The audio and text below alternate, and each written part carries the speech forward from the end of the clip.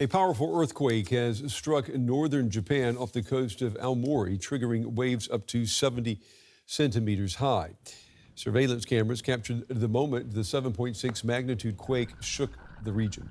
Japan's Meteorological Agency has issued a tsunami advisory for communities on the country's Pacific coast. Now, earlier, the agency warned a tsunami as high as 3 meters could hit the region, prompting evacuation orders for tens of thousands of people.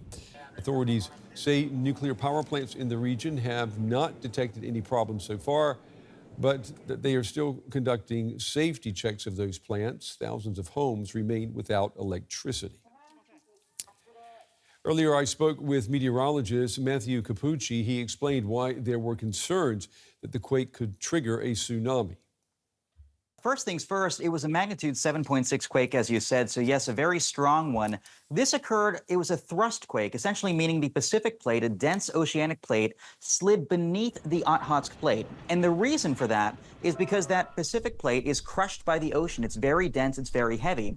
Anytime you have a thrust quake where one plate slides beneath the other, that up and down motion is exactly what triggers a tsunami. And so the fact that this was a thrust quake is what raised the initial concern and the tsunami warnings, with that fear of a 1 to 3 meter surge, a tsunami, somewhere near Tohoku and Kanto prefectures. Now, so far, we're only seeing reports of a 60 to 70 centimeter tsunami, which is the good news at this point. And that same area has been hit time and time again. March 15, 2011, that's where they saw that extremely high-end magnitude 9+ quake and subsequent tsunami that killed thousands of people in northeast Japan.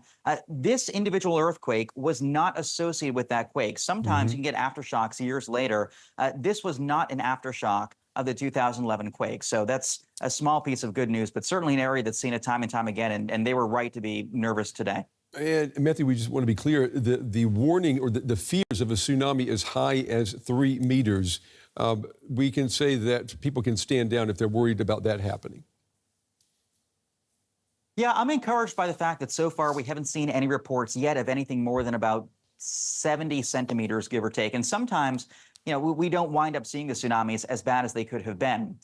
What I will say, though, we've seen aftershocks so far. Already there have been 2 aftershocks of magnitude 5 or greater, and there's a 1 in 15 chance following any earthquake of a bigger quake. In other words, usually you get aftershocks that are less than the initial quake, the main shock of the sequence, but there's a very slight chance that a worse shock could follow. In other words, there's a very slight chance this is a preview, a foreshock to a bigger quake. It's not likely, but it's still possible. So again, you know, Japan, the infrastructure there is incredibly attuned to issuing timely warnings only seconds after an earthquake, to the point where they can sometimes issue a warning before the damaging surface waves reach a given location. So Japan is ready for these things. But of course, once you get a big quake like this, you want to remain vigilant. Yeah, well, hopefully the statistics will remain on the side of safety tonight for the people in Japan.